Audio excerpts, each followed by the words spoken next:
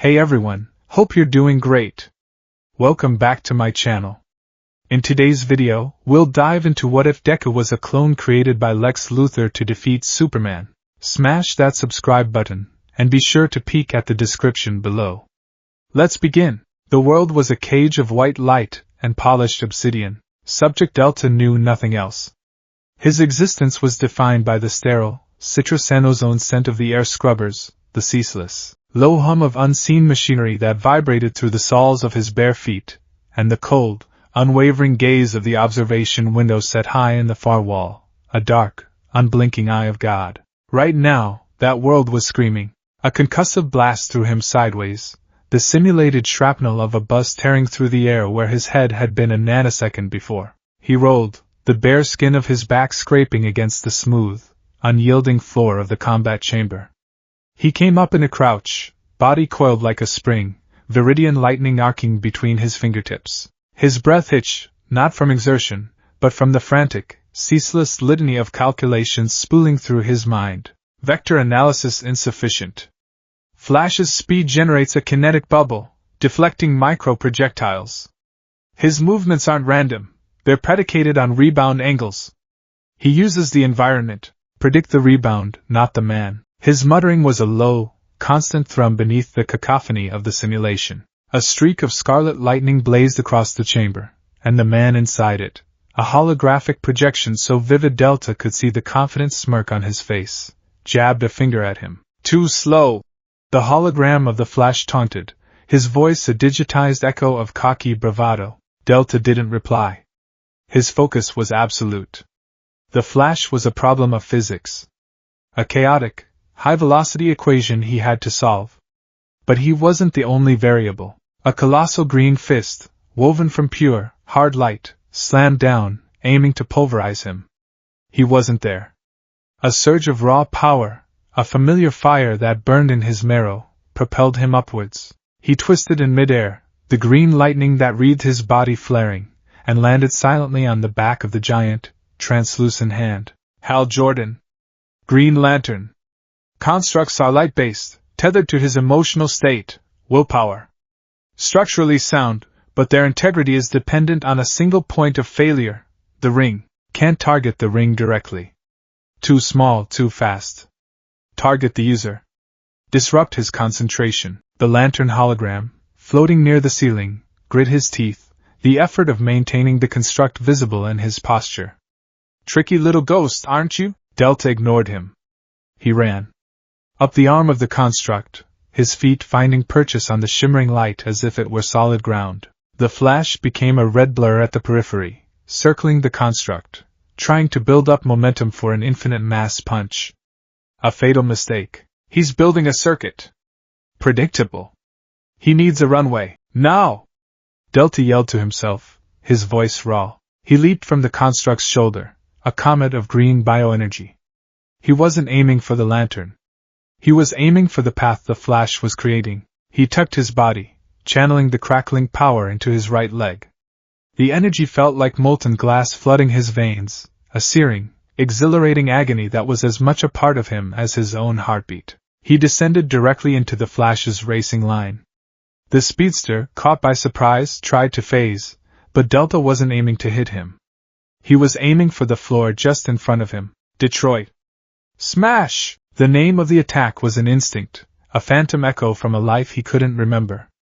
His foot connected with the obsidian floor. The resulting shockwave wasn't physical. It was a violent eruption of pure, kinetic energy. The floor didn't crack, but the air itself seemed to shatter. The blast disrupted the very space the Flash was occupying, sending the hologram skidding and tumbling, its form flickering violently as its program struggled to compensate for the impossible physics. One down. The Green Lantern roared in frustration, dissolving the hand and reshaping the light into a squadron of F-22 Raptors that screamed toward Delta, firing a volley of shimmering green missiles. Delta was already moving. He pushed off the air itself, another burst of green lightning propelling him like a cannonball toward the lantern. Missiles swerved to track him, their guidance systems flawless. Concentration is key, he muttered, his eyes wide, pupils dilated. Overwhelmed the processor. Not the construct, the man. He didn't dodge. He flew straight into the swarm. At the last possible second, his power flared again. Not as a punch, not as a kick, but as an omnidirectional burst. St. Louis! Smash! A gale of wind and bioelectric force exploded from his body. The missiles, being mere light, were unimpeded, but the sheer volume of sensory input, the light, the energy, the violent turbulence, was directed at the source. The Hal Jordan hologram flickered, his hand flying to his temple as his program overloaded. The fighter jets dissolved into harmless green mist. Delta shot through the dissipating cloud, his fist cocked back, green tendrils of power coiling around his arm like angry serpents. He stopped 1 inch from the lantern's face. The hologram froze, its eyes wide with simulated shock. A klaxon blared, sharp and final. Simulation complete. Targets neutralized. Performance rating, 98.7%. Acceptable. The holographic figures of the Flash and Green Lantern dissolved into pixels. The roaring cityscape of Metropolis that had formed the backdrop of the fight vanished, replaced by the stark, featureless white walls of the chamber. The silence that fell was more jarring than the noise. Delta hung in the air for a moment, the green lightning around him sputtering out like a dying fire. The adrenaline, the burning power, receded, leaving behind a bone-deep exhaustion and a faint, phantom ache in his limbs. He drifted to the floor, landing with a soft thud. His breathing was ragged, his whole body trembling. He pushed his unruly mop of dark green hair from his eyes, his gaze immediately snapping to the observation window. He could just make out 2 figures behind the polarized glass. One was a silhouette of imposing size and sharp angles. The other was tall, bald, and radiated an aura of absolute authority, even as a shadow. His creator. Lex Luthor. Delta swallowed, his throat dry. He stood straighter, clasping his trembling hands behind his back, awaiting judgment. 98.7%. It was good. But it wasn't perfect. He had taken a hit at the beginning, a sloppy mistake. He braced himself for the critique. Acceptable. Lex Luthor murmured, his voice a low, resonant purr. He turned away from the window, the light from the chamber glinting off his immaculately polished scalp. Mercy, your thoughts? Mercy Graves stood at parade rest, her black chauffeur's uniform crisp and severe. Her face was a mask of professional detachment. His reaction time has improved by 4.1%. His energy output is stable, and his strategic analysis remains his primary asset. The hesitation at the onset, however, cost him 1.3 percentage points. It suggests a flaw in his predictive modeling, a moment of surprise, or a moment of awe. Luthor corrected, walking towards a large holographic display in the center of the lavish observation room. He gestured, and the screen came to life, showing schematics, genetic charts, and complex energy readings. He has never faced a speedster of that caliber, even in simulation. He adapted. He didn't just overpower them, he outthought them. He used the Lantern's predictability to defeat the Flash, and the Flash's aggression to distract the Lantern. That is not a flaw. That is artistry. He ran a hand over the smooth, cool surface of the console. Do you know what they called the subject whose personality matrix we imprinted onto this vessel, Mercy? The other children? They called him Deku. It meant useless.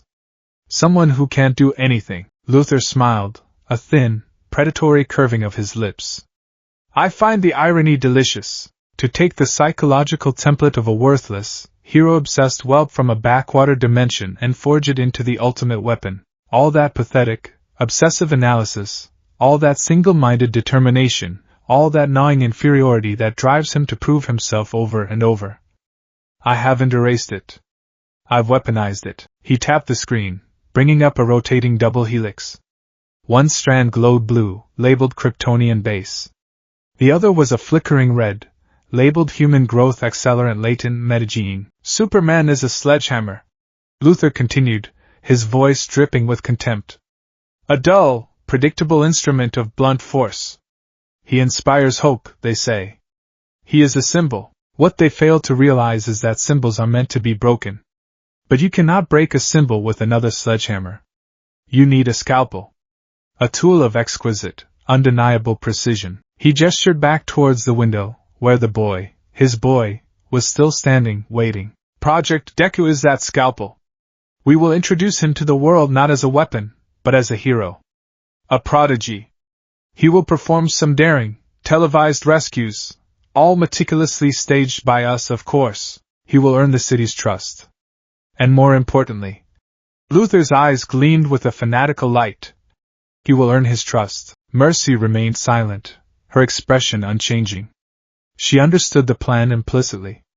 It was a classic Trojan horse, executed on a scale only Lex Luthor would dare to attempt. The boy worships heroes, Luthor said, a hint of disgust in his tone.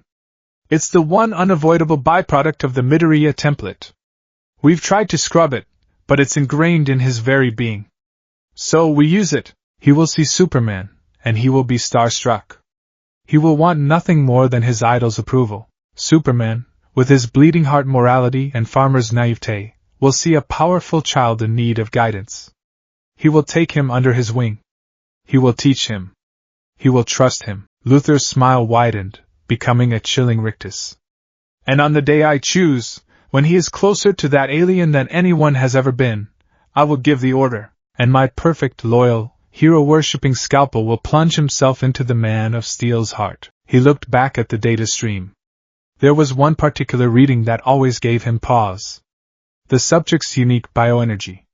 It wasn't heat vision, it wasn't freeze breath.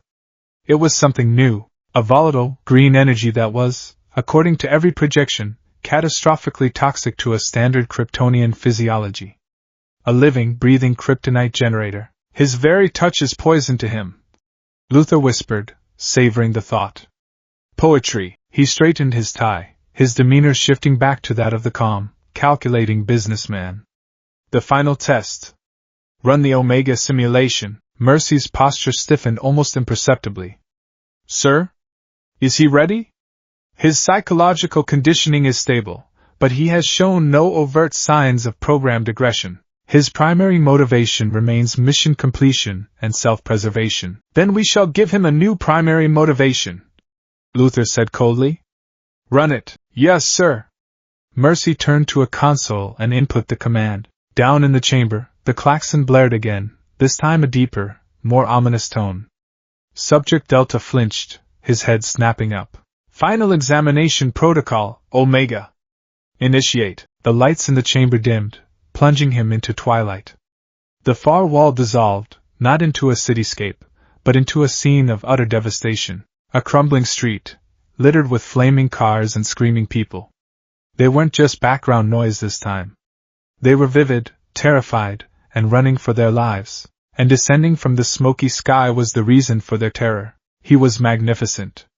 A titan in red and blue, the iconic S shield emblazoned on his chest. His face was a mask of cold fury, his eyes glowing with malevolent red heat. The hologram of Superman, Delta's breath caught in his throat.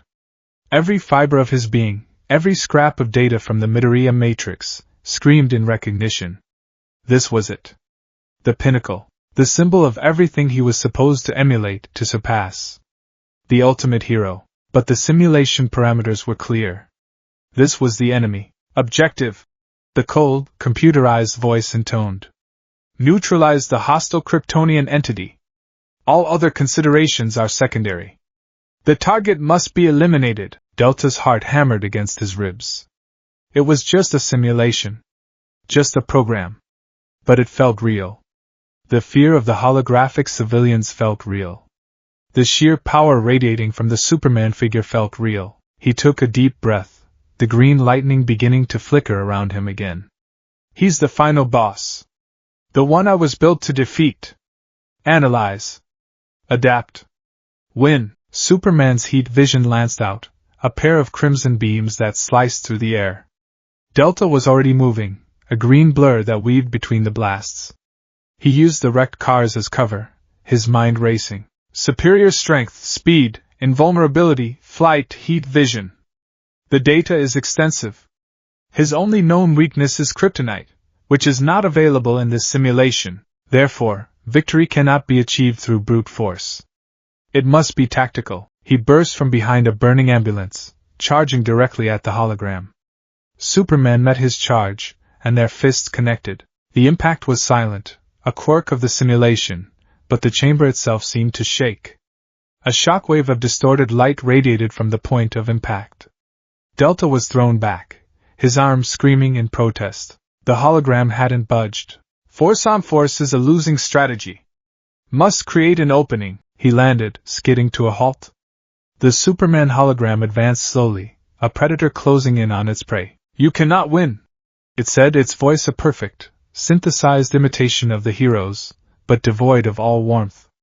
Surrender, never, Delta whispered, more to himself than to the machine. He began to move, a whirlwind of motion. He was a gnat, a fly, a distraction. He launched a dozen focused energy blasts, shoot style, from his fingertips, peppering the hologram's chest. They had no effect, splashing harmlessly against the S-shield. But they weren't meant to cause damage. They were meant to draw fire. As the hologram raised its hands to swat him away, Delta changed tactics. He dropped low, sliding across the floor, and slammed his palm onto the ground. A wave of viridian energy erupted, not as an attack, but as a net. It spread across the street, crackling and hissing. A trap. The hologram took a step, and the moment its boot touched the energy field, it convulsed. The program stuttered, the image flickering as the bioelectric energy interfered with its light-based matrix. It was the same principle he'd used against the lantern, but refined. Now's my chance! He poured all his power into his legs, preparing to launch himself forward for the decisive blow. The objective was clear. Neutralize the target. Eliminate him. His arm cocked back, the green lightning around it coalescing into a focused, devastating point. He could feel the power building to a crescendo, ready to be unleashed. One strike to the head or chest should be enough to destabilize the hologram's core programming and end the test. And then he saw them. To his left, a small group of holographic civilians, a mother clutching her child, an old man frozen in fear, were cowering behind a flaming taxi. The Superman hologram, recovering from the energy net, was turning its attention toward them. Its eyes began to glow that terrible, hellish red. The program was designed to test him. To see if he would prioritize the mission. The civilians were a distraction. They weren't real. They were just code, just pixels and light designed to be expendable. All other considerations are secondary. The computer's voice echoed in his memory. His programming screamed at him. His conditioning, drilled into him through thousands of hours of training, demanded he strike. This was the opening. The perfect moment. The mission was everything. But something else, something deeper and more fundamental than any programming, rebelled. A frantic, desperate voice that felt more his own than any other thought he'd ever had. They're going to die. They weren't real. It didn't matter. A hero saves everyone. Where did that thought come from? It was a shard of a dream, a whisper from a ghost. The image of a gaunt, skeletal man with a blinding, heroic smile flashed through his mind. I have to save them. The choice was made in a microsecond. He abandoned his attack. The built-up power in his arm dissipated harmlessly. He pivoted, launching himself not at Superman, but in front of the cowering civilians. He threw his arms out wide, creating a shield with his own body, just as the twin beams of heat vision erupted from the hologram's eyes. The pain was unimaginable. Even simulated, it felt like being torn apart by a star. His entire being was consumed by white-hot agony. The bioenergy that coursed through him flared wildly, instinctively trying to counter the assault, creating a shimmering green barrier that sizzled and buckled under the strain. He screamed, a raw, guttural sound of pure torment, but he did not move. He held his ground, his feet digging into the floor, his body a living wall between the threat and the innocent. Behind him, the holographic civilians were safe. He could feel his own energy reserves plummeting. The simulation was going to register his imminent failure. His vision swam with static. The heat vision cut off. Delta collapsed to his knees, panting, his body smoking with residual energy. The world around him flickered and died. The screaming civilians, the burning cars, the menacing hologram of Superman, all vanished. He was once again alone in the stark white chamber. Objective failed. Primary directive violated. Performance rating 0%. Catastrophic failure. The words hit him harder than the heat vision. Failure. He had failed. He had disobeyed. He looked at his trembling hands, the faint green glow fading from his skin. He hadn't completed the mission, but he had saved them. A wave of profound confusion washed over him, so potent it made him nauseous. He felt shame and horror at his failure, at disappointing his creator. But underneath it, buried deep, was a spark of something else. Something warm. A feeling of rightness. He had done the right thing. Why did the right thing feel like such a catastrophic failure? In the observation room, the silence was absolute. Mercy Graves stared, her professional mask finally cracking to reveal a sliver of astonishment. Luthor's face was unreadable, a sculpture of cold, controlled fury. His hands were clenched into white-knuckled fists at his sides. "What was that?" he finally hissed, his voice dangerously low. "He aborted the attack," Mercy stated, her voice regaining its composure as she read the data logs. "He abandoned a 97% probability of mission success to shield non-essential, zero-value simulation assets." "I can see that, Mercy," Luthor snapped, turning to face her. His eyes were blazing. "What I am asking is why? Why would he do that? His programming is explicit.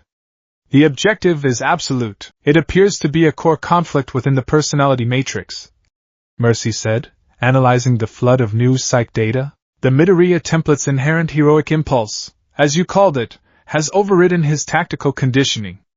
It's not just a quirk, sir. It seems to be a fundamental aspect of his being, a flaw in the forging." "A flaw," Luthor repeated, the word tasting like poison.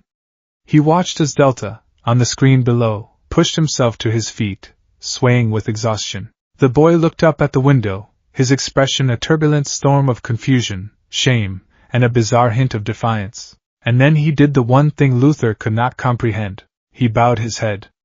"I'm sorry." Delta's voice, raw and strained, crackled through the intercom.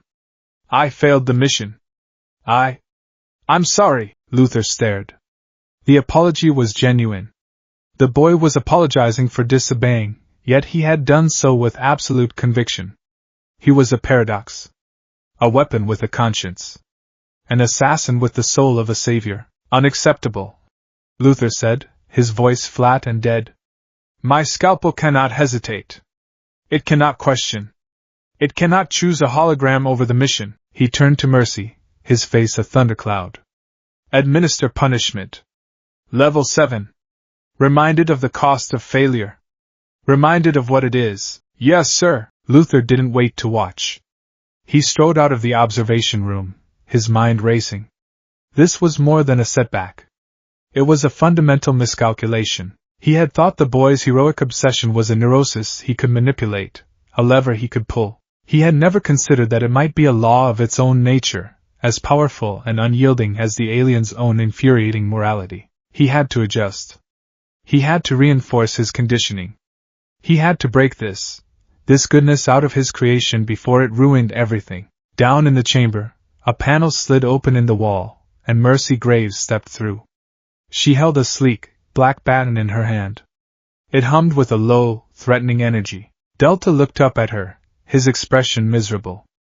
"I am ready to accept the consequences of my failure," he said, his voice trembling slightly. Mercy's expression was cold and passive. "Failure is not an option, Subject Delta. It is a malfunction. And malfunctions must be corrected." She advanced on him. Delta didn't flinch. He didn't try to run or defend himself. He simply stood there and took it. The baton struck his side, and a crippling jolt of electricity convulsed through his body. It was designed to bypass his natural energy resistance, to target his nervous system directly.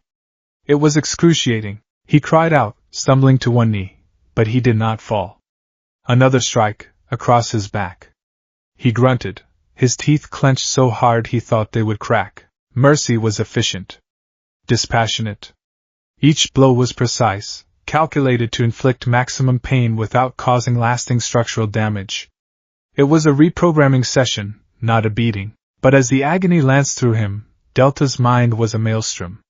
The pain of the punishment was a roaring fire, but it couldn't burn away the central question. It couldn't erase the feeling he'd had when he threw himself in front of the heat vision. he was being punished for failing the mission. He understood that. He had disobeyed a direct order from his Creator, the one who gave him life and purpose. The shame of that was a cold, heavy stone in his gut. But as Mercy delivered another agonizing jolt, another thought burned brighter. He wasn't just being punished for disobedience. He was being punished for saving people. The realization was a seismic shock. It was illogical. It was wrong. Saving people, wasn't that the entire point? Mercy finally stopped. The baton powered down with a soft click. Delta was on the floor, shaking, his body a symphony of pain. He was covered in sweat, and tears he hadn't even realized he was crying streamed down his face. But they weren't just tears of pain. They were tears of utter, soul-crushing confusion. "The next time, you will not hesitate," Mercy said, her voice like chips of ice. "You will follow the directive. You will complete the mission. Do you understand?" Delta pushed himself up, his arms trembling under his own weight. He looked at her, his green eyes, so often wide with analytical fervor, now clouded with a deep, wounded bewilderment. "I understand," he whispered. But he didn't. He didn't understand at all. He understood the words, the command, the consequence. But he didn't understand the why. How could eliminating the ultimate hero be more important than saving a single life? Mercy gave a curt nod and exited the chamber, the panel sliding shut behind her, sealing him once more in his sterile white prison. He was alone. He curled into a ball on the cold floor, the phantom aches of the simulation mingling with the very real pain of the punishment. He closed his eyes, wanting to shut it all out. The pain, the confusion, the terrible, echoing silence of his failure. And in the darkness behind his eyelids, the phantoms came for him. They were not memories, not really. They were fragments. Emotional shrapnel lodged in his psyche. He felt a hand on his head, impossibly soft and warm, and heard a gentle, loving voice weeping. "I'm sorry, Izuku! I'm so sorry!" The feeling was one of shared grief, of a mother's heartbreak. The sensation vanished, replaced by the smell of burnt sugar and the sound of crackling explosions. A furious, spiky-haired blonde face snarled at him, a face filled with rage and a strange, twisted form of respect. "You damn nerd! Stop looking down on me!" The feeling was of rivalry, of a desperate need to keep up, to not be left behind. And then, the most powerful fragment of all. A skeletal, almost ghoulishly thin man with sunken eyes, coughing up blood. But then the man smiled, and the smile was the brightest, most powerful thing Delta had ever experienced. It was a smile that held the weight of the world, a smile that promised safety, a smile that radiated pure, unadulterated hope. The man's voice, though weak, boomed with impossible power. "It's fine now." "Why?" "Because I am here." The feeling that came with it was overwhelming. It was admiration. It was all. It was the feeling of looking at everything you ever wanted to be. It was the feeling of heroism. Subject Delta lay shaking on the floor of his cage, his body aching, his mind fractured. He was a weapon, forged in a lab to be a perfect, merciless killer. He was Subject Delta, Project Deku, a tool of Lex Luthor. But as the phantom smile of the skeletal hero faded from his mind, a single, terrifying, and defiant thought took root in the broken soil of his soul. He was being punished for doing the right thing. The flaw in his forging wasn't a glitch in his programming. It wasn't a weakness to be corrected. It was his conscience. And for the first time, he realized it might not be a flaw at all. The pain had receded into a dull, thrumming ache, a constant reminder of his failure. For 3 days, Subject Delta had been confined to his quarters, a space that was less a room and more a minimalist cage furnished with a slab for a bed and a toilet. He'd spent the time in a state of deep meditation, replaying the Omega simulation over and over. He analyzed his every move, every decision, but always arrived at the same, maddening conclusion. Tactically, he had failed. Morally, he could not conceive of another choice. The conflict was a fault line running through the core of his being, threatening to split him in two. On the 4th day, the door hissed open. Mercy Graves stood there, her expression as placid and unreadable as ever. She held a folded bundle of dark fabric. "It is time," she said, her voice betraying no emotion. "Mr. Luthor has determined you are ready for your field test. Delta rose slowly, his muscles stiff. Field test. The words sent a jolt of ice and fire through him. This wouldn't be a simulation. This would be real. Real buildings. Real people. The thought was both terrifying and exhilarating. The objective? He asked, his voice hoarse from disuse. Your objective is to follow my instructions precisely, Mercy replied, placing the bundle on his bed slab. Mr. Luthor will be monitoring your performance. He expects nothing less than the 98.7% you achieved in the Justice League simulation. Failure to comply will result in immediate decommissioning. The threat was delivered with the same inflection she might use to read a grocery list. Decommissioning. He knew what that meant. He had seen the failed experiments, the unstable earlier versions of himself, incinerated in the facility's lower levels. He looked at the bundle. It was a suit. Unfolding it, he felt the strange, durable fabric. It was a deep, forest green, almost black in the low light, with reinforced paneling along the torso, shoulders, and legs. Black accents crisscrossed the design, breaking up the silhouette. It came with sturdy combat boots and armored gloves. There was no cape. No bright colors. It was brutally practical, designed for efficiency, not pageantry. The only hint of personalization was a stylized, angular design on the shoulders that vaguely resembled a rabbit's ears, a design element he found strangely familiar. The suit contains a communications link and biometric sensors, Mercy explained as he dressed. The fit was perfect, molding to his form like a second skin. It will allow Mr. Luthor to speak with you directly. Do not disappoint him. Once suited, he felt different. Encased. The suit was a shell, a uniform that declared his purpose. He was a tool, and this was his casing. Mercy led him from his room, down a series of stark corridors to a launch bay he had never seen before. The bay door was a massive circular iris that looked out onto darkness. The target is the old Galaxy Broadcasting Systems tower in downtown Metropolis, Mercy stated, handing him a simple black mask that covered the lower half of his face and an earpiece. LexCorp is handling its scheduled demolition. There is about to be a complication. You will be deployed the moment it occurs. He put the earpiece in. It crackled to life. Can you hear me, Subject Delta? The voice was Lex Luthor's, smooth as silk and cold as a tombstone. Delta's breath hitched. Yes, sir. Loud and clear. Excellent. Luthor's voice purred. Today, you will show the world what you can do. You are not just a weapon. You are a message. A message that Metropolis no longer needs to look to the sky for a savior. A new protector is here, one born of human ingenuity. One who is, ultimately, under my control. A low rumble vibrated through the floor. On a large monitor in the bay, a live news feed showed the GBS tower, a classic Art Deco skyscraper surrounded by cleared streets. The countdown timer hit 0. A series of explosions blossomed at the building's base. It began to fall, exactly as planned, and then it didn't. Instead of a controlled implosion, the building shuddered violently. A secondary series of charges, the ones meant to ensure it collapsed neatly into its own footprint, failed to detonate. The tower, its foundation shattered, began a slow, agonizing tilt. It was leaning, groaning under its own impossible weight, threatening to topple sideways and crush a dozen neighboring city blocks. Panic erupted on the news feed.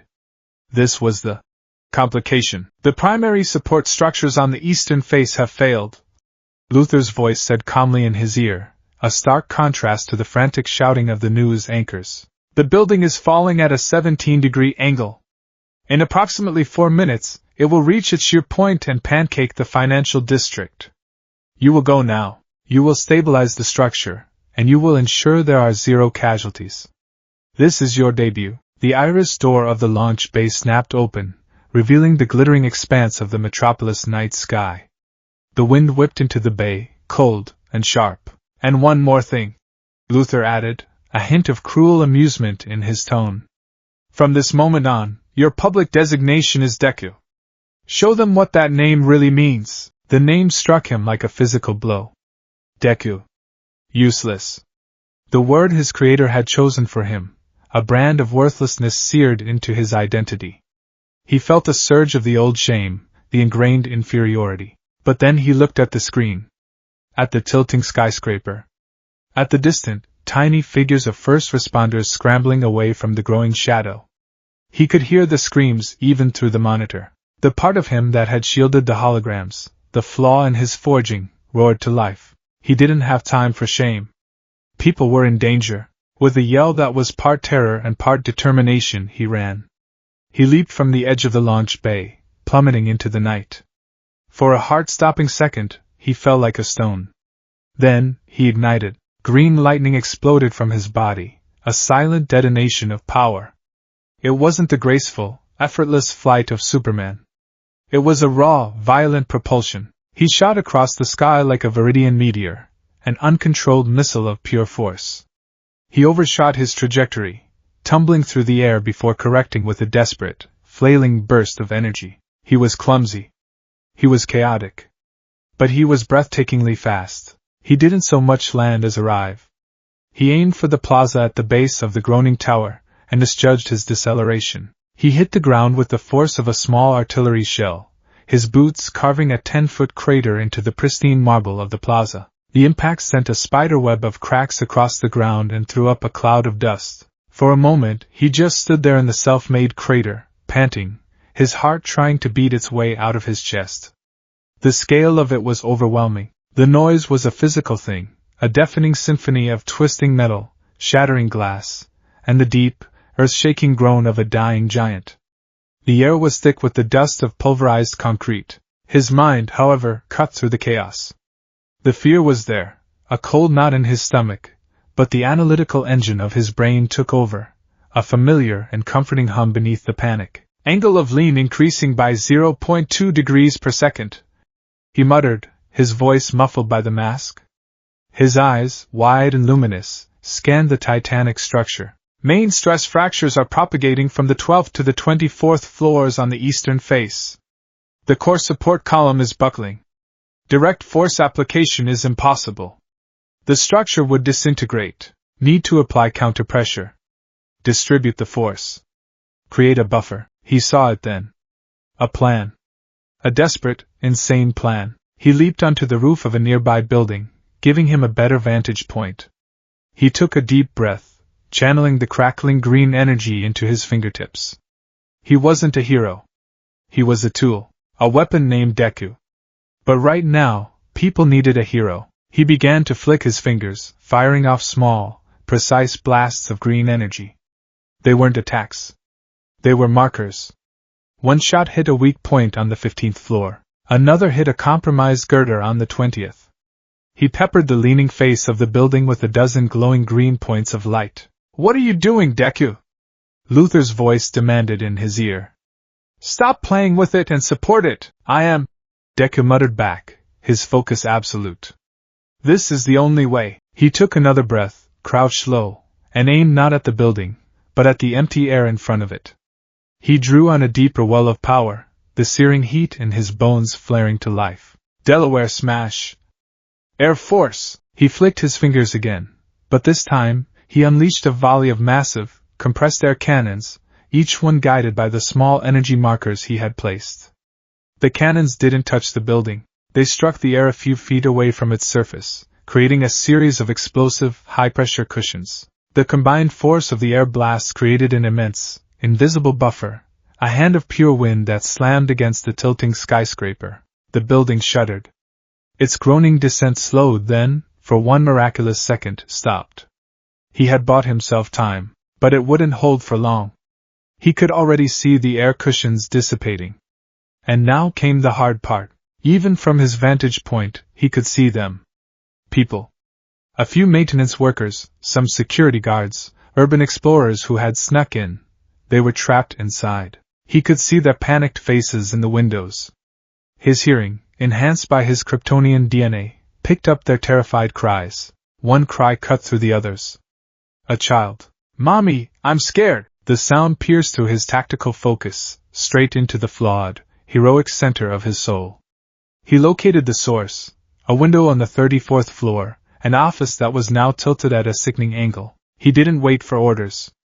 He didn't calculate the odds. He just moved. He launched himself from the roof, a streak of uncontrolled green lightning. He was still clumsy, his flight path a wild, zigzagging line. He crashed through the window of the 34th floor, shattering the glass and landing in a heap of office furniture. He found them huddled under a desk. A woman, a security guard by her uniform, holding a little girl who couldn't have been more than 7. The woman was shielding the child with her own body, whispering reassurances. The woman looked up at him, her eyes wide with terror. This strange, masked figure wreathed in unsettling green energy, standing in the middle of her ruined office. Deku held up his hands, trying to look as non-threatening as possible. "It's okay," he said, his voice coming out as a breathless rush. "I am here to help. You have to come with me." Now, the little girl peeked out from behind her mother, her tear-streaked face filled with awe. Are you a new superhero?" The question stunned him. A hero? Him? He was Subject Delta. He was Deku. He was a weapon that had failed its most important test. He stammered. "I'm trying to be." That was enough for the girl. The woman, seeing the sincerity in his panicked eyes, nodded. Deku scooped them both up, one in each arm. The woman was surprisingly light. He was far stronger than he realized. "Hold on tight!" he yelled. He leaped from the shattered window, a burst of power carrying them out into the open air. The wind howled around them. The woman screamed, clutching her daughter tighter. Deku's flight was jerky and terrifying, but he got them to the roof of the adjacent building, setting them down gently. "Stay here. You'll be safe," he said before turning back to the groaning tower. "Excellent work with the civilians, Deku." Luthor's voice buzzed in his ear. The praise felt strange, like a pat on the head from a predator. "But your time is up. The structure is failing.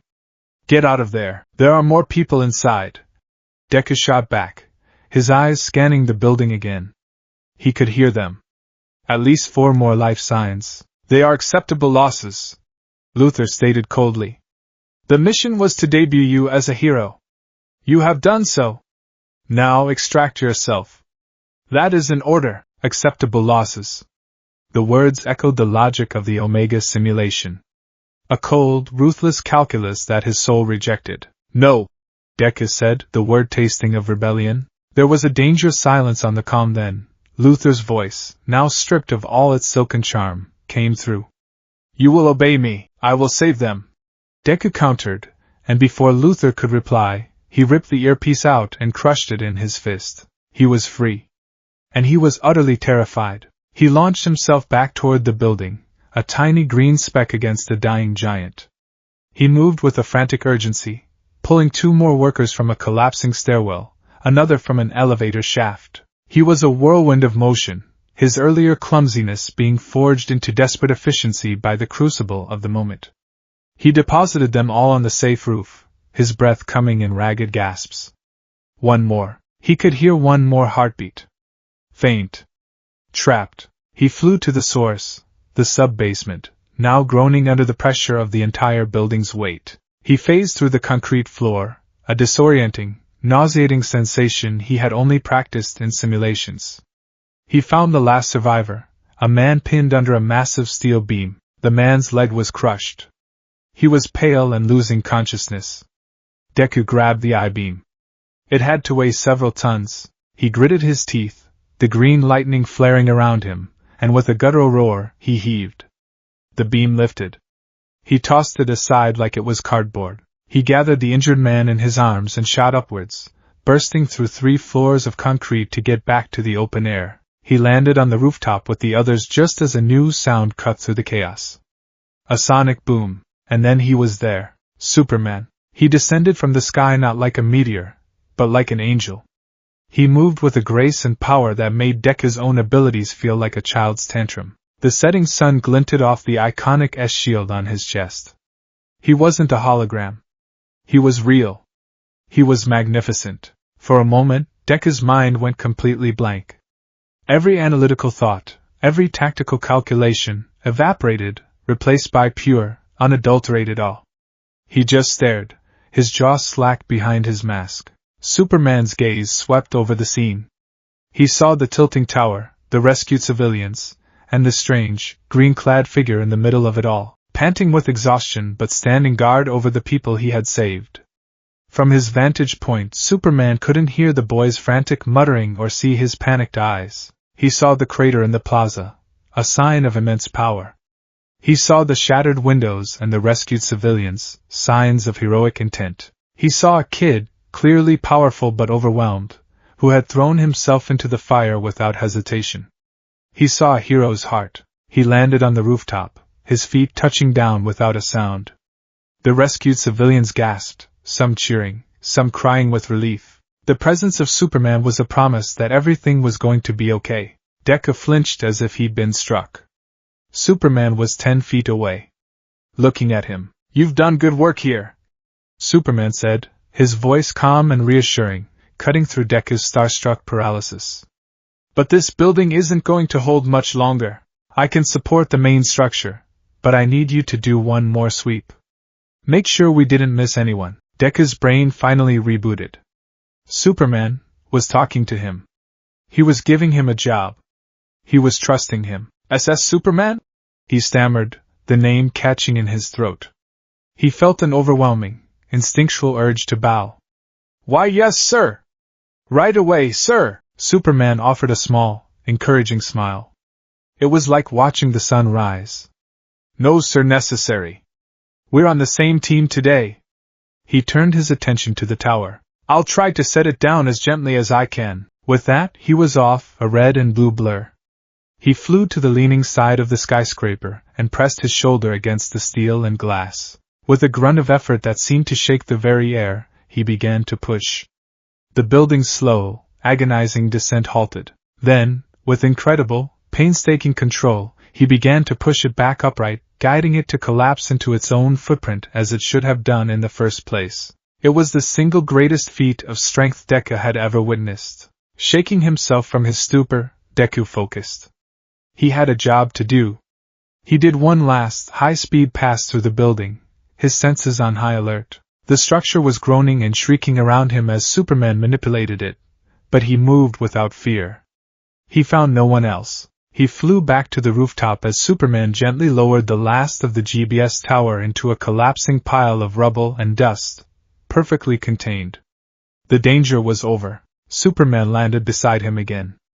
"All clear?" Deku nodded, unable to find his voice. He just stared. Up close, the sheer presence of the man was overwhelming. He was the symbol. The ideal.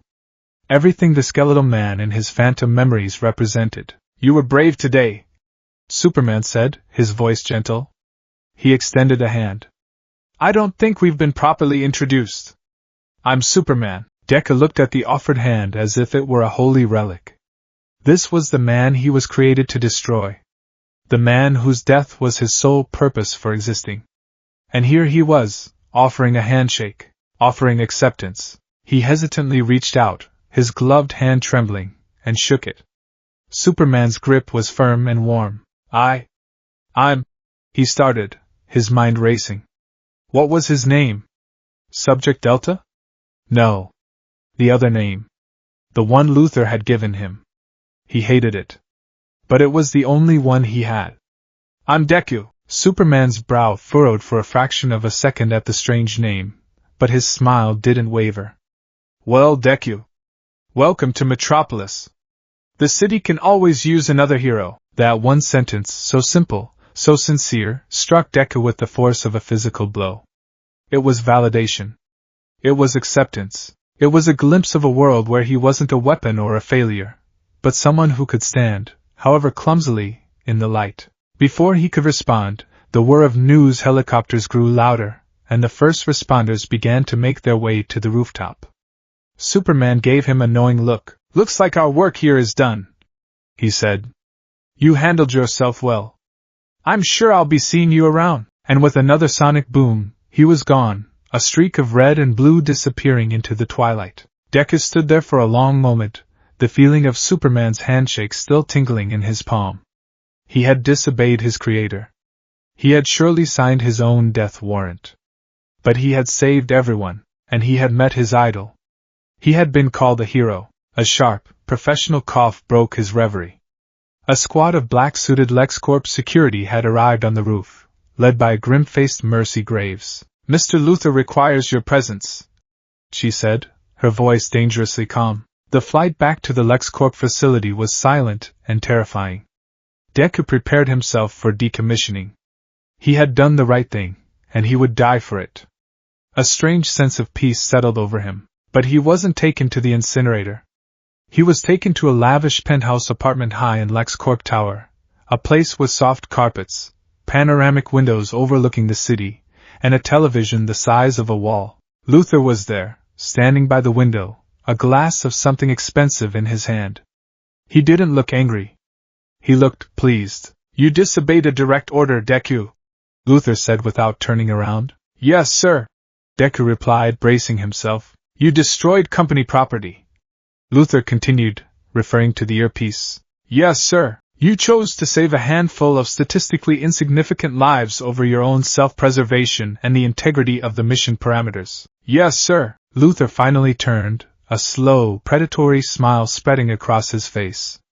"It was the most brilliant display of insubordination I have ever had the pleasure of witnessing." Deku stared, utterly baffled. "Sir, don't you see?" Luthor said, striding toward him. He gestured to the television. "What does Superman respect above all else? Strength? Power? No. He respects sacrifice. He respects a bleeding heart. By defying my orders, you showed him exactly what he needed to see. A reckless, stubborn, powerful boy with an uncontrollable heroic streak. You couldn't have played your part more perfectly if I had written you a script." He turned on the television. It was a live press conference. Lex Luthor, a pre-recorded version, was standing at a podium in front of City Hall. "Metropolis was witness to a near tragedy today," the televised Luthor was saying, his face a mask of solemn benevolence. "But they were also witness to the debut of a new champion, a young man of incredible power, and even more incredible courage. A project I have been personally overseeing, designed to ensure our city always has a protector." The camera panned to the crowd of reporters. They were shouting questions. "His name," the televised Luthor announced, his voice booming with manufactured pride, "is Deku." A murmur went through the reporters. "An unusual name, I know," Luthor continued with a charismatic chuckle. "A name that to some, once meant useless or one who can't achieve anything. But I believe in the power of reclamation. I believe that our greatest perceived weaknesses can become our greatest strengths. This young man has taken a label of failure and is forging it, through his own will and heroic action, into a symbol of hope. Let the world know that in Metropolis, even a Deku can become a legend." The room was silent except for the sound of the reporters erupting into a frenzy on the screen. Deku stared, his mind reeling. The insubordination, the rescues, his defiance. Luthor was twisting it all, spinning it into a perfect narrative for his grand plan. He hadn't defied the plan at all. He had played right into it. He had been a puppet, thinking he was cutting his own strings while the master simply adjusted his grip. "This is your home now," the real Luthor said, gesturing to the luxurious apartment. "The city loves you. Superman is intrigued by you, and I." He placed a heavy, paternal hand on Deku's shoulder. "Am very, very proud of you. You are a hero, my boy." Deku looked from his creator's smiling face to the adoring crowds on the television, and then to his own trembling hands. He had won. He was a hero. So why did it feel like he had just been locked in a much larger, more gilded cage? The cage was magnificent. It was perched on the 82nd floor of LexCorp Tower, a 3,000-square-foot expanse of chrome, leather, and floor-to-ceiling glass. The view was a god's-eye panorama of Metropolis, a sprawling galaxy of light and life that twinkled beneath him every night. He had a closet filled with civilian clothes in shades of green and black that he never wore, a kitchen stocked with food he never ate, and a bed so soft it felt like sinking into a cloud. He slept on the floor. It was the only thing that felt familiar. His life became a structured, hollow routine. By day, he was Deku, the city's enigmatic new protector. Luthor's people would feed him information: a high-speed chase on the Triskelion Bridge, a fire at a chemical plant on the industrial west side, a failing generator at Metropolis General. Each incident was a carefully curated performance piece. He would arrive, a flash of green lightning, and solve the problem with a mixture of overwhelming power and frantic, muttered analysis. The public's reaction was a strange and intoxicating cocktail. They were fascinated. He wasn't like Superman, the serene, confident sun god. Deku was a storm. He was raw, clumsy, and visibly overwhelmed, yet he always succeeded. His power was frightening, but his intent was undeniably pure. News, blogs, and social media feeds were filled with shaky phone footage of him apologizing profusely after accidentally cracking the pavement, or nervously trying to explain complex physics to a bewildered fire chief. He was dubbed the Green Ghost, the Metropolis Meteor, and most popularly, the Anxious Avenger. He was relatable in his awkwardness, awe-inspiring in his power.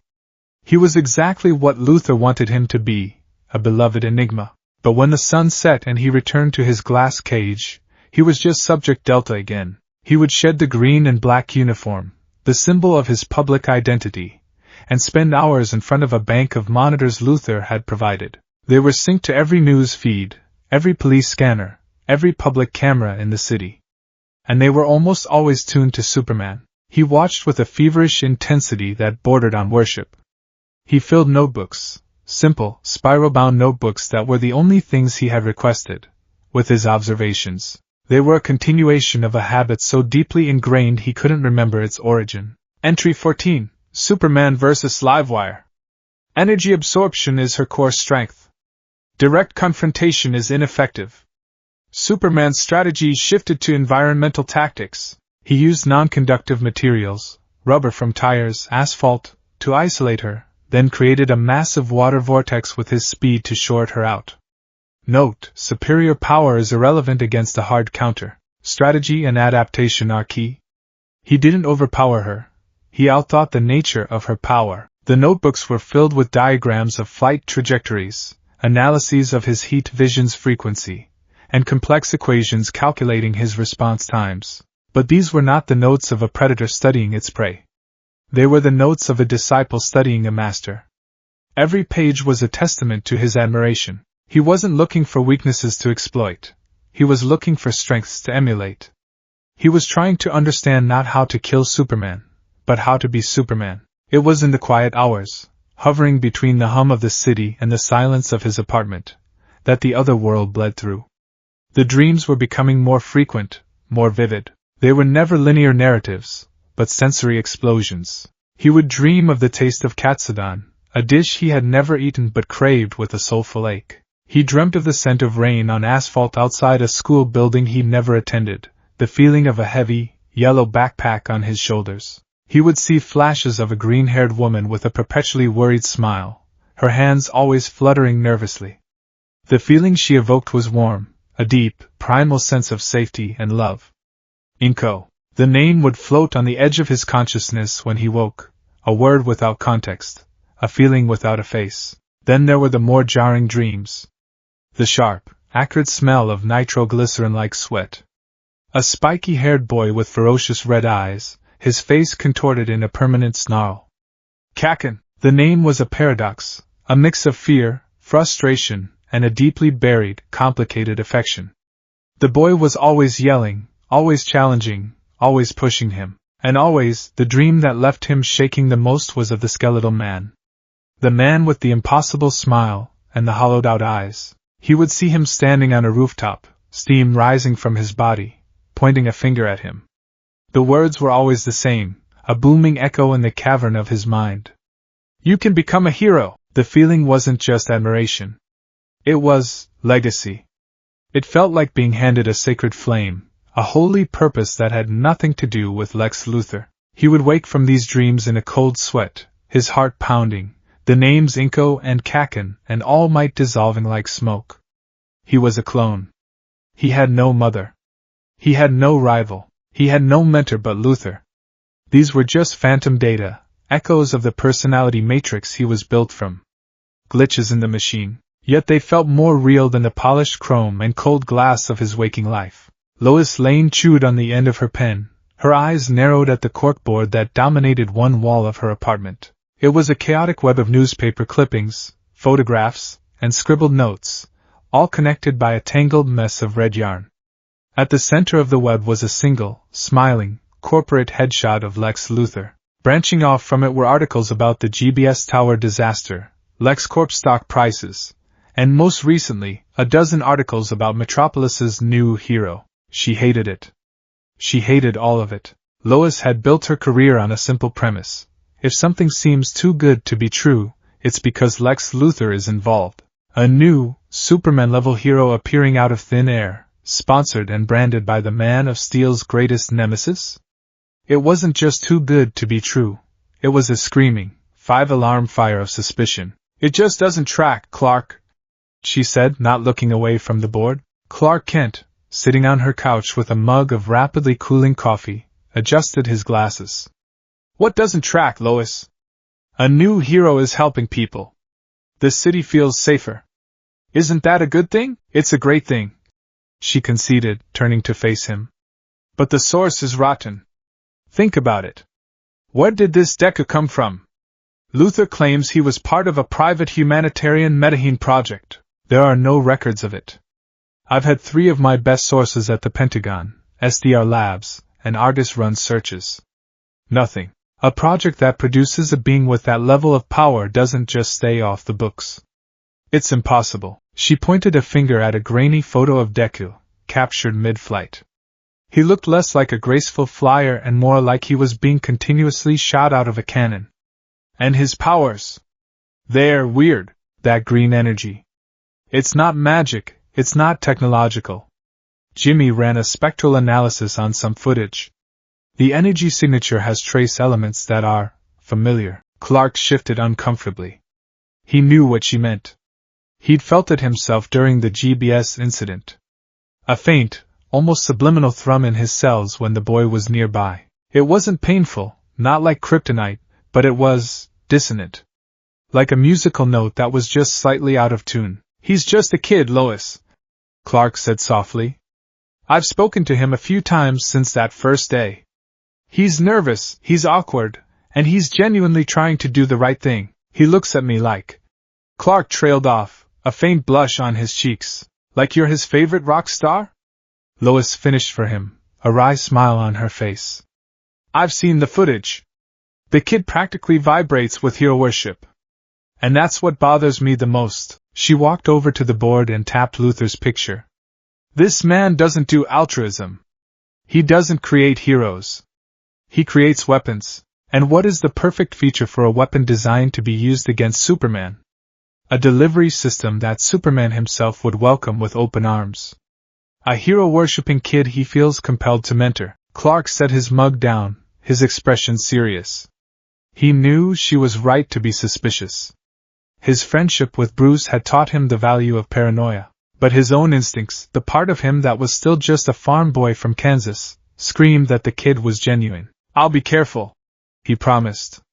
But I'm not going to turn my back on someone who might need help, just because he came from a bad place. Lois sighed, her shoulders slumping slightly. I know you won't, Smallville. That's why I love you. And it's why I have to keep digging. Because I'm not just looking out for a story anymore. I'm looking out for you. Her investigation had hit a wall. LexCorp was a digital fortress. But Lois knew that even the most secure fortress had a back door. Or, more often than not, a disgruntled employee with a conscience and a password. She just had to find them. Her new focus, a deep dive into LexCorp's recent R&D expenditures, specifically any project with anomalous energy readings or high-level bioengineering designations. It was a needle in a digital haystack, but Lois Lane had found smaller needles in bigger stacks before. Your control is improving, Luthor observed, his voice smooth and approving. They were in the training chamber again. This time, Deku wasn't fighting holograms. He was performing a delicate, high-stakes ballet. A dozen fragile, crystal sculptures were suspended in midair by anti-gravity emitters. His task was to navigate the chaotic, moving field at high speed without touching or shattering a single one. Deku moved in a blur of green, his body twisting and contorting. He wasn't using brute force. He was using precise, controlled bursts of energy from his fingertips and the soles of his feet to maneuver, the shoot style he had instinctively named. It was far more controlled than his initial, clumsy propulsion. He completed the course in under 10 seconds, landing silently in the center of the room, not a single crystal out of place. Flawless, Luthor said as he entered the chamber, clapping slowly. Your progress is remarkable. You are everything I hoped you would be. Deku bowed his head slightly. Thank you, sir. The praise still felt like a trap, but the approval was a drug he couldn't help but crave. Luthor was the architect of his existence, the only figure of authority he truly knew. His approval was the benchmark for his success. I have a gift for you, Luthor said, his eyes gleaming. He produced a small, lead-lined box. He opened it, and Deku flinched. Inside, resting on a bed of black velvet, was a small, jagged shard of glowing green rock, kryptonite. Even from a few feet away, Deku could feel its wrongness. It didn't radiate power like he did. It radiated poison. A cold, alien sickness that made the air feel thin and sharp. What is it? Deku asked, though some deep, primal part of his Kryptonian DNA already knew. It felt like looking at a shard of death itself. It is a memento, Luthor said, his voice a conspiratorial whisper. A reminder of the alien you are destined to surpass. Superman is not a god. He is a biological entity, and like all biological entities, he can be hurt. He can be broken. He can be killed. This substance is proof of his mortality. He picked up the shard with a pair of lead-lined tongs. His cells are like solar batteries.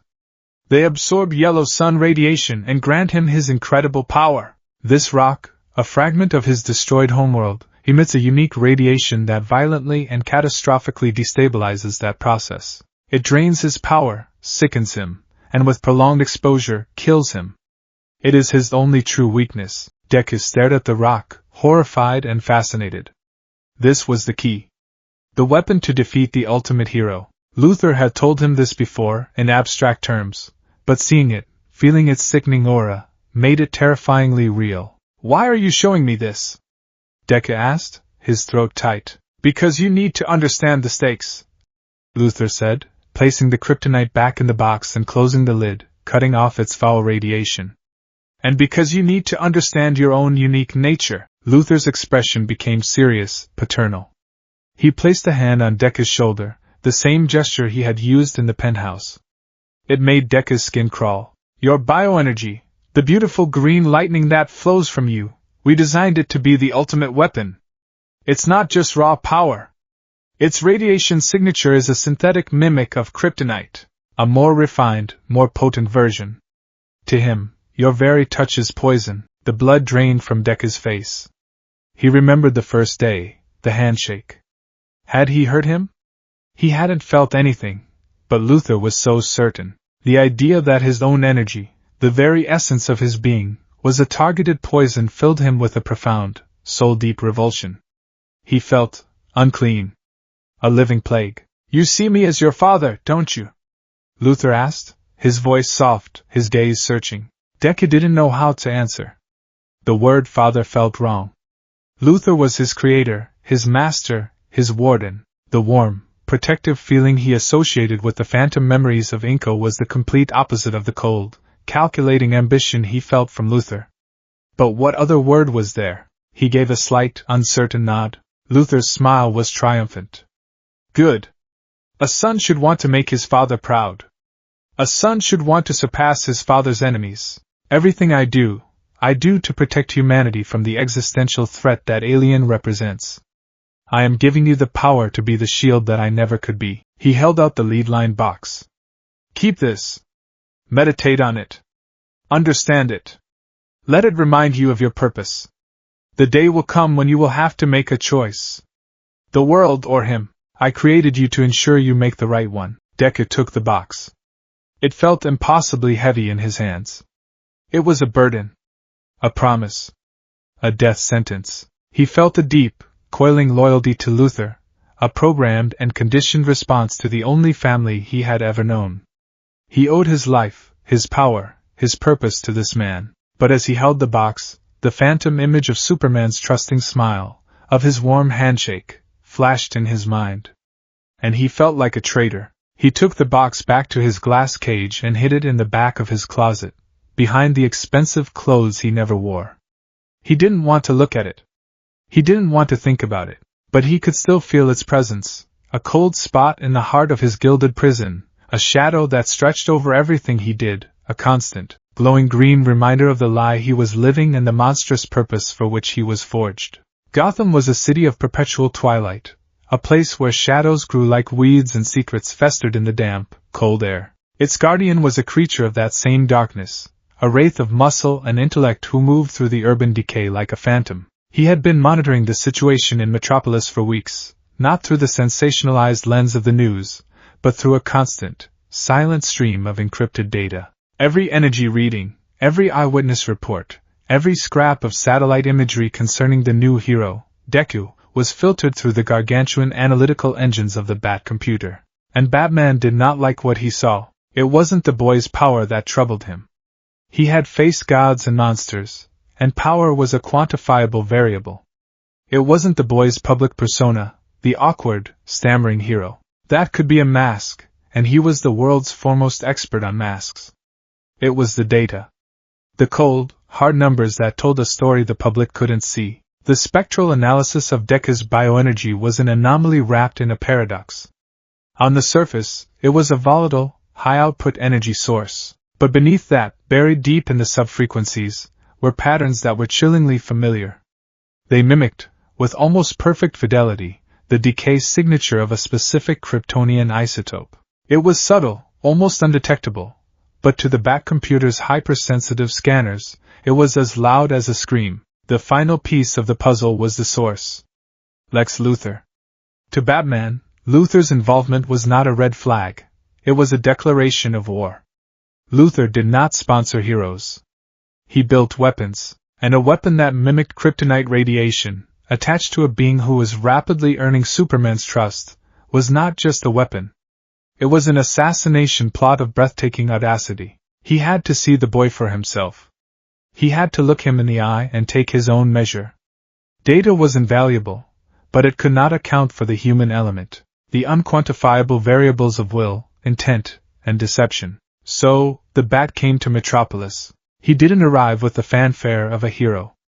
There was no sonic boom, no grand entrance. One moment, the gargoyle-adorned ledge of the Daily Planet building was empty, bathed in the orange glow of the city lights.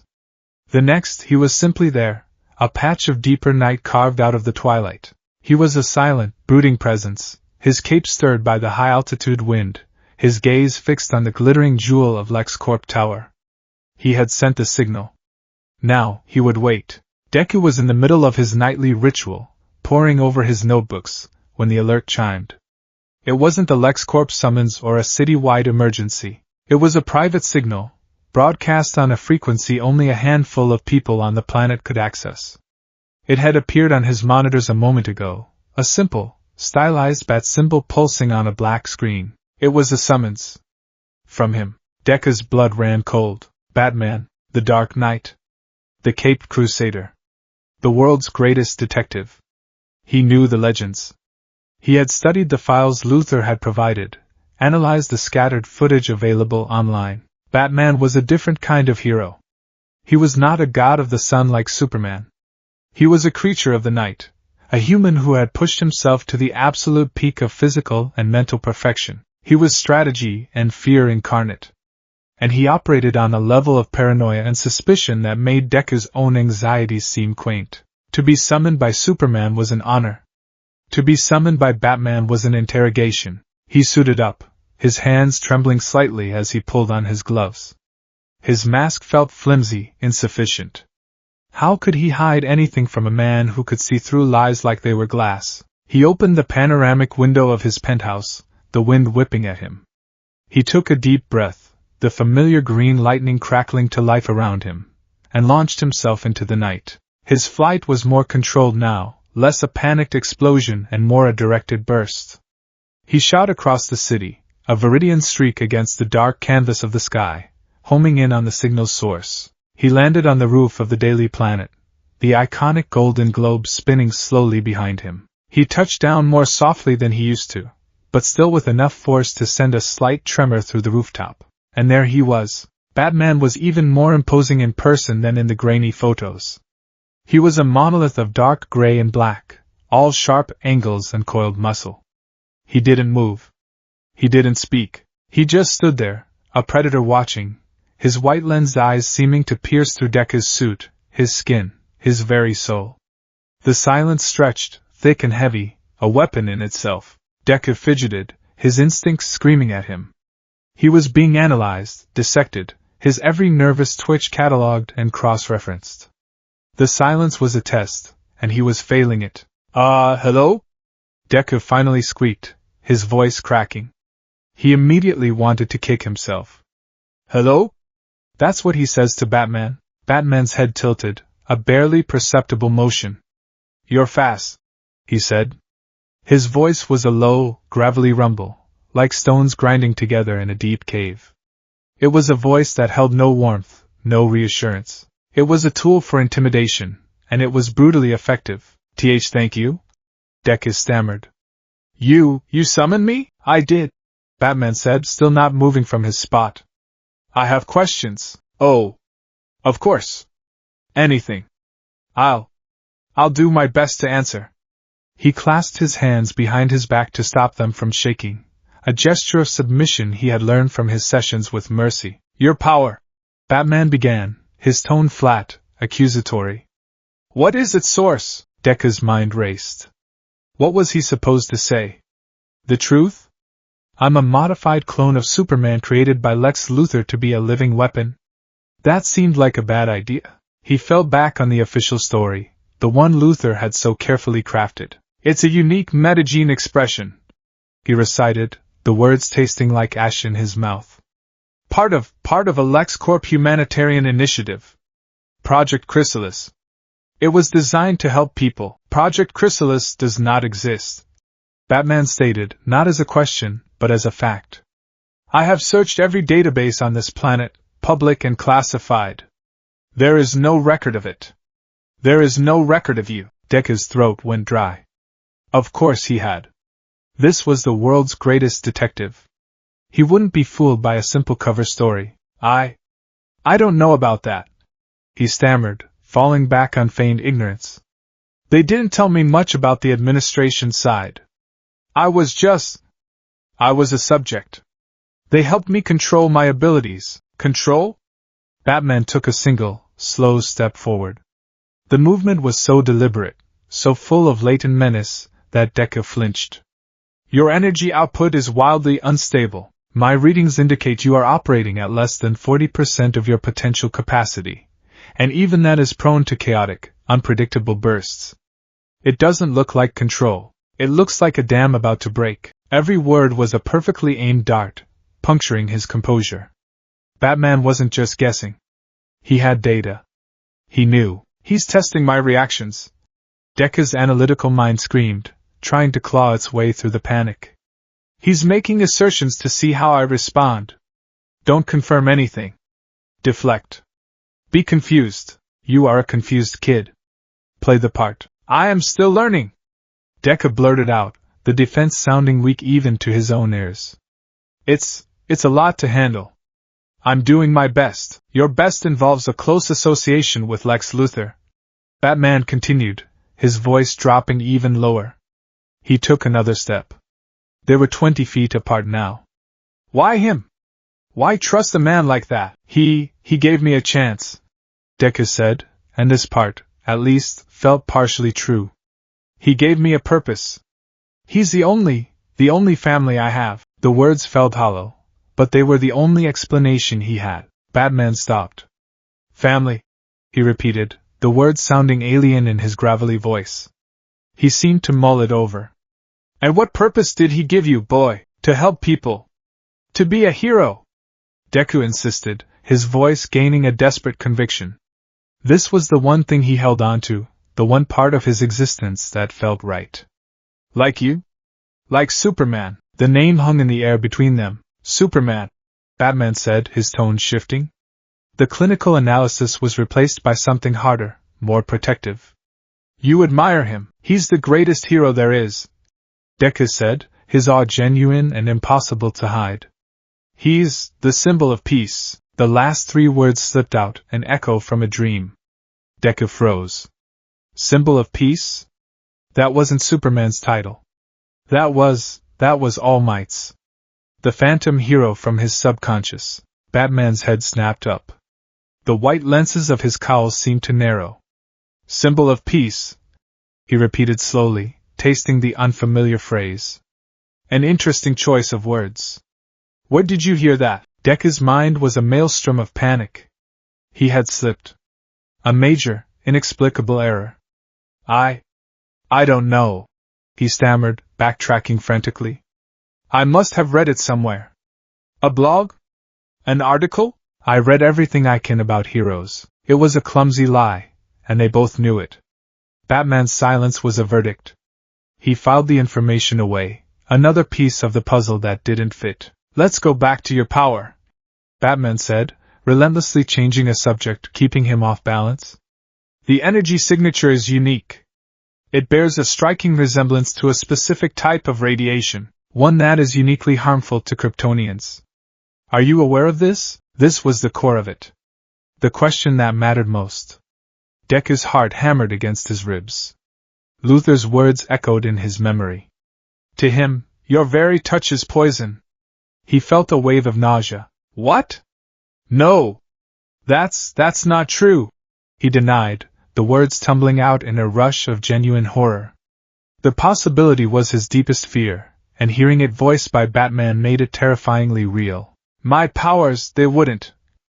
I would never hurt him. The sheer, unadulterated panic in Deku's voice was unmistakable. It wasn't the feigned confusion of a liar. It was the terror of a child being told he has a contagious, fatal disease, and for the first time, a flicker of something other than suspicion crossed Batman's mind. It wasn't doubt in his data. The data was infallible. It was doubt in the boy's complicity. This boy wasn't a willing assassin. He was a gun that didn't know it was loaded. This, in Batman's calculus, was infinitely more dangerous.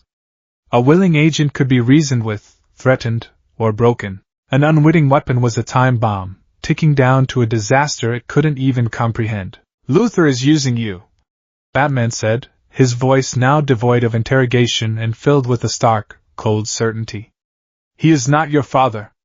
He is your handler. You are a weapon aimed at the best man I know, and you are too naive to even see the trigger in your own hand. The words were brutal. They were cruel. And they were meant to be. It was a final, desperate attempt to shock the boy into seeing the truth. But Deku's conditioning was too strong. His world was built on the foundation of Luthor's benevolence. To accept Batman's words would be to accept that his entire existence was a monstrous lie. His mind recoiled from the abyss. No, Deku whispered, shaking his head, tears welling in his eyes. You're wrong. You don't know him. He's trying to help. Batman saw the wall of denial go up. He had pushed as far as he could. The boy was too deep in the lie, too desperate to believe in the cage Luthor had built for him. A word of advice, Batman said, his voice returning to its cold, gravelly tone. He began to back away, melting into the shadows of the rooftop machinery. Luthor's gifts always come with a price. I suggest you figure out what it is before he comes to collect. And then he was gone. Not with a puff of smoke, but with a simple, unnerving absence. One moment he was there, a pillar of darkness.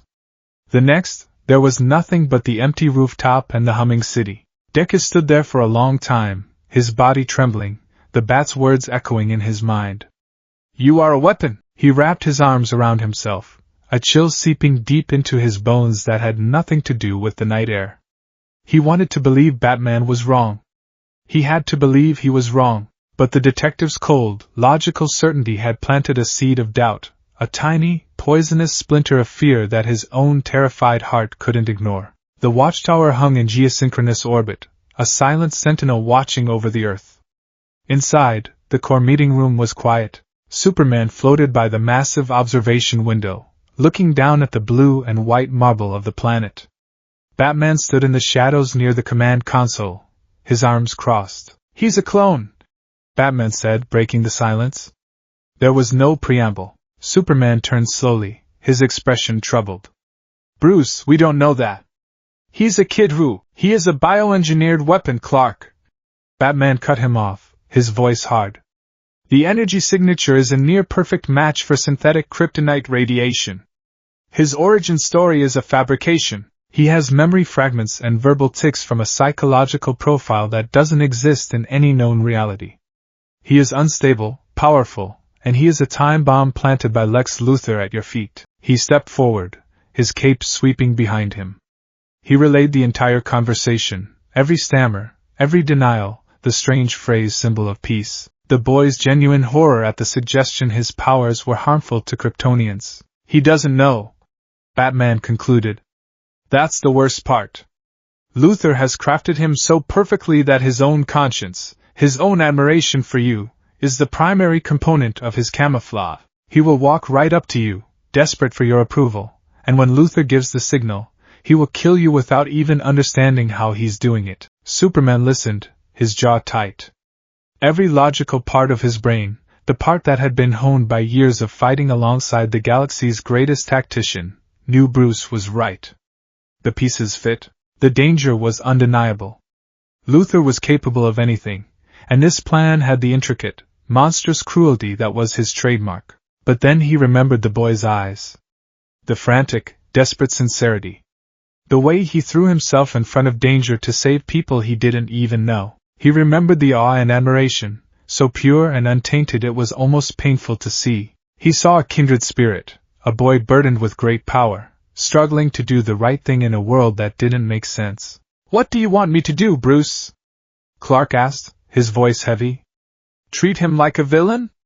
Confront him? He'll just retreat further into Luthor's grasp.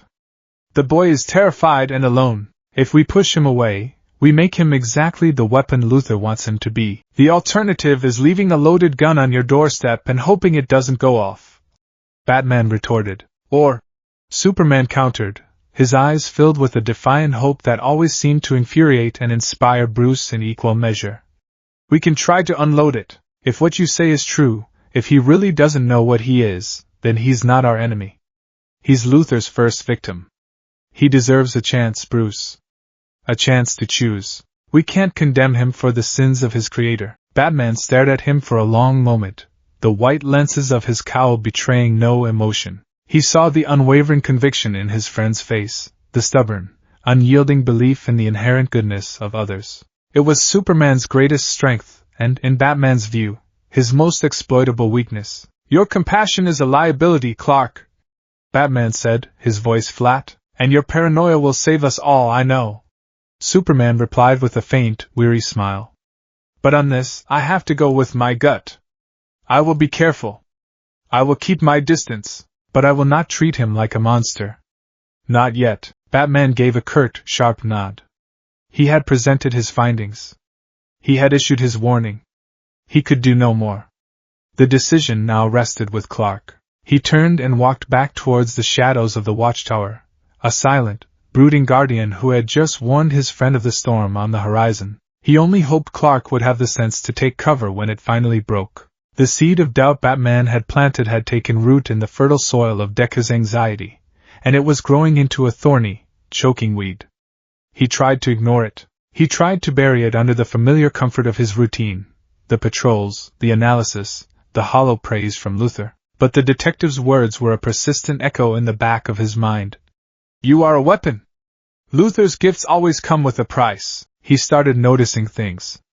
A flicker of triumph in Luthor's eyes when he perfectly executed a complex maneuver. The way Mercy Graves' gaze would linger on him, not with human curiosity, but with the detached scrutiny of a technician checking a machine's performance. The penthouse apartment, once a symbol of his new status, now felt like an observation chamber, its panoramic windows like the glass of a terrarium. His interactions with Superman became fraught with a new, terrible anxiety. The Man of Steel would occasionally join him during a crisis, a runaway monorail, a collapsing bridge, and every time, Deku was hyper-aware of their proximity. He kept his distance, his movements stilted and awkward.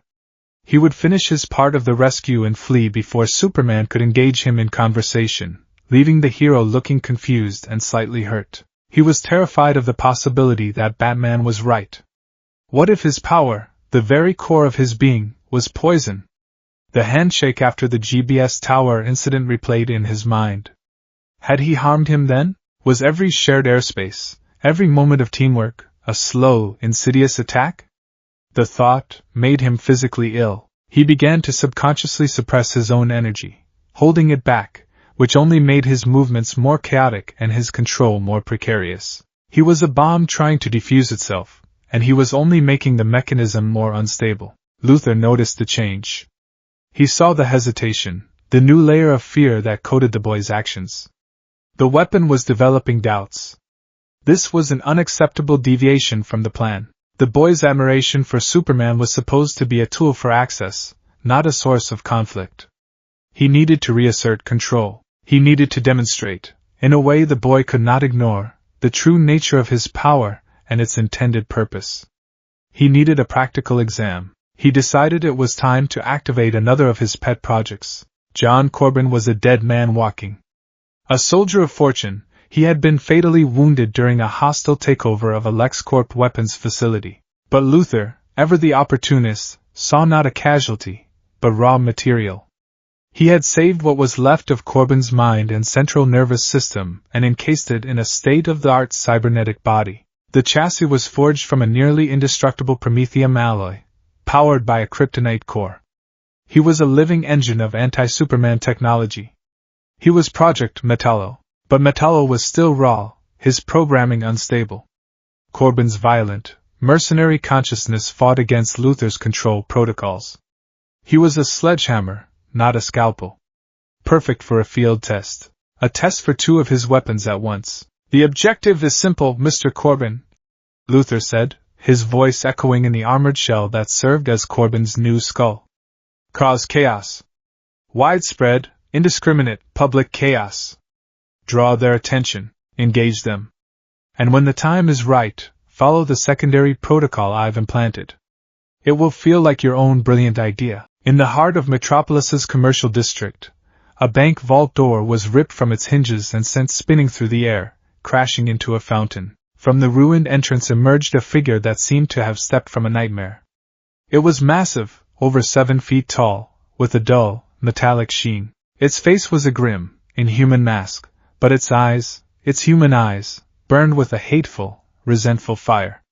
A circular plate on its chest glowed with a sickening, familiar green light. Metallo had been unleashed. The alert screamed through Deku's monitors. He was suited and out the window in seconds, a knot of dread tightening in his stomach. A powerful new threat. This was not a staged accident.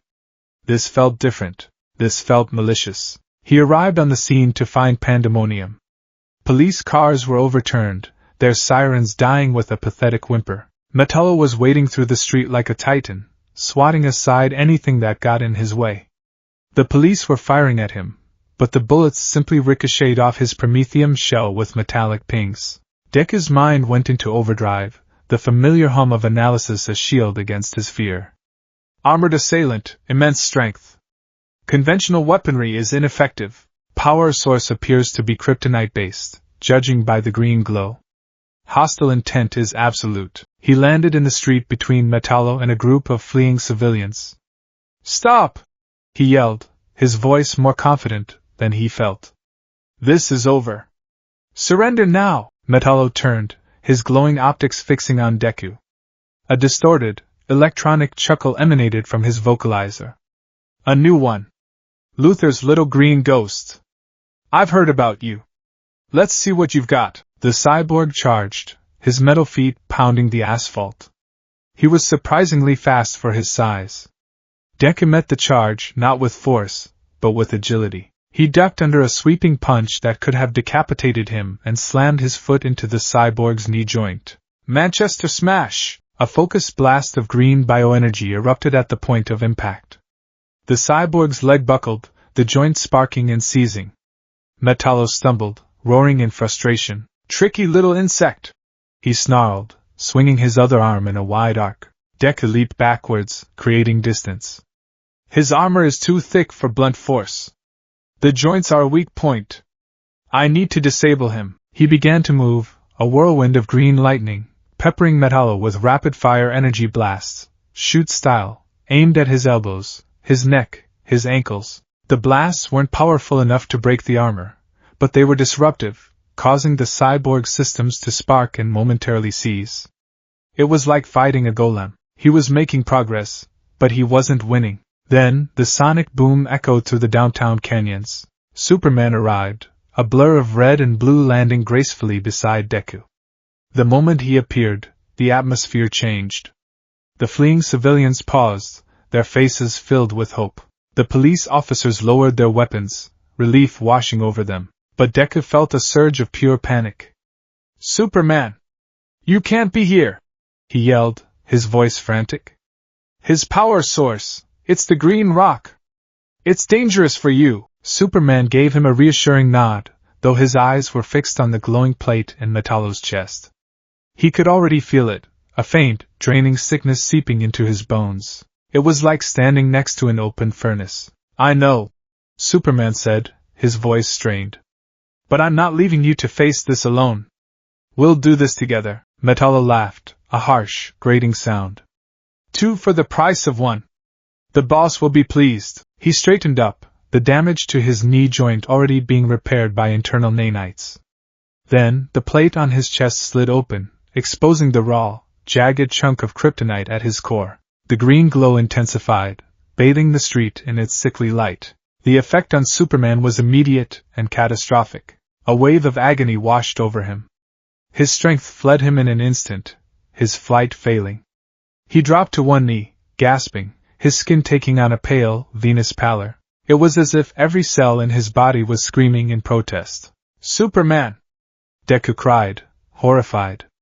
He had seen the data, heard the descriptions, but to witness it firsthand, it was far worse than he had imagined. The strongest man in the world, brought to his knees by a glowing rock. Metallo advanced on the fallen hero, his metal fist raised for a killing blow. "End of the line, alien!" Deku reacted on pure, unadulterated instinct. There was no analysis, no hesitation. He moved. He put himself directly between Metallo and Superman, a human, a clone, shield. "Get away from him!" he roared, the sound ripped from his throat. And then he did something he had never done before. He let go. He dropped the mental dams, the subconscious restraints he had put on his own power out of fear. He let the raw, chaotic energy flood through him, not as a focused punch or a controlled blast, but as a torrential, unrestrained nova. The green lightning that wreathed his body exploded outwards. It wasn't a solid force, but a wave of pure, bioelectric radiation. A sun of viridian energy erupted in the middle of the street, engulfing everything for 50 feet. The effect on Metallo was spectacular. The cyborg systems were not designed to handle that level of raw energy. Every circuit overloaded at once. His Promethean body, immune to force, was defenseless against an enemy that attacked its very nervous system. He convulsed violently, smoke pouring from his joints, his optics flickering and dying. With a final, shuddering groan, he collapsed, a heap of lifeless, smoking metal. Deku stood in the center of the cratered street, panting, the green energy slowly receding, like a tide going out. He had done it. He had saved him. He turned, a triumphant, relieved smile on his face, ready to check on Superman. The smile died on his lips. Superman was not getting to his feet. He was on his back, writhing in silent agony. The wave of Deku's energy, the very power that had saved him, had washed over him. And it was destroying him. His skin was now a ghastly, pale green, veins standing out like dark rivers. His body was convulsing, not from Metallo's kryptonite radiation. The cyborg was inert, but from the lingering, ambient energy from Deku's own blast. It was a purer, more refined agony. Deku could see it in his eyes, the pained, confused look of betrayal. "You are a weapon," Batman's voice. To him, "Your very touch is poison," Luthor's voice. They were right. They were all right. The horror that washed over Deku was a cold, black ocean. It was so absolute, so soul-crushing, that it threatened to extinguish his very consciousness. He had tried to be a shield, and he had become the blade. He had tried to save his idol, and he had become his poison. He stared at his own hands, at the faint green glow still shimmering around his fingertips. This wasn't a gift. It wasn't the power of a hero. It was a curse. A plague. He was a monster wearing a hero's suit. "No!" he whispered, stumbling backwards, his mind fracturing. No, no, no, what did I do? What did I do? He looked from his glowing hands to the suffering hero on the ground. He had to get away. He was the source of the pain. He was the danger. He turned to run, to flee, to disappear forever. But a hand, weak but firm, clamped onto his ankle. He looked down. Superman was looking up at him, his face a mask of pain, but his eyes were clear. There was no anger. No accusation. Only a desperate, urgent plea. Don't run! Superman rasped, his voice barely a whisper. The cyborg. Its core! Deku's frantic, horrified gaze snapped to the downed metallo. The kryptonite in its chest cavity, no longer contained by the cyborg's energy field, was now pulsing with an uncontrolled, raw radiation. It was flooding the area, preventing Superman from recovering even from Deku's attack. It was a feedback loop of agony. Superman's own body was failing, but his mind was still working. He knew he couldn't get to the kryptonite. But maybe the boy could. Get the rock! Superman forced out, his grip tightening on Deku's ankle. Get it, away from here. The request was a bolt of lightning to Deku's shattered psyche. Superman was in unimaginable pain, poisoned by Deku's own power, and his first thought was not for himself, but for solving the problem, for saving the day. Even now, he was being a hero, and he was trusting Deku to help him. The trust was an anchor in the storm of Deku's self-loathing. It was a lifeline. He could wallow in his horror later. Right now, Superman needed him. Okay. Deku choked out, his voice thick with unshed tears. Okay, I will. He ripped his gaze away from Superman's pained face and focused on the downed cyborg. The kryptonite glowed with a malevolent light. He approached it, his own cells recoiling from the alien radiation. It didn't hurt him like it hurt Superman, but it felt wrong. Unnatural. He reached the cyborg's chest cavity. The metal was still hot from his energy blast. He reached in, his fingers closing around the jagged, glowing rock. The moment he touched it, he felt a wave of nausea, a dizzying sense of cosmic sickness. He grit his teeth, wrapped his fist around the stone, and pulled it free. With the kryptonite in his hand, he channeled his power, not into a blast, but into a single, desperate leap. He shot straight up, a green comet ascending into the sky. He flew higher and higher, away from the city, the wind screaming past him. He had to get it as far away as possible. When he was thousands of feet up, high above the clouds, he hurled the rock with all his might. It sailed out over the Atlantic, a tiny green star that eventually disappeared into the deep blue water. He hung there for a moment, suspended between the sky and the sea, his body trembling with exhaustion and adrenaline. He had done it. He flew back down to the city. The street was already being cordoned off by emergency services. He landed softly near the spot where he had left Superman. The Man of Steel was on his feet now, leaning heavily against an ambulance, but the ghastly green pallor was already receding, the vibrant color returning to his skin as the yellow sun worked its healing magic. Their eyes met across the street. Deku saw the relief in Superman's face, but he also saw the question. The undeniable truth of what had happened between them. Deku couldn't face it. He couldn't bear the look in his idol's eyes. The shame and horror were too much. He was a monster. A plague.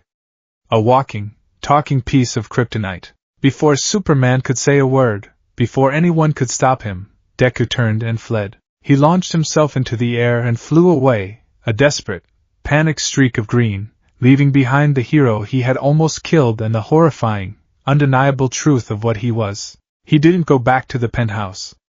He just flew aimlessly, with no destination but away.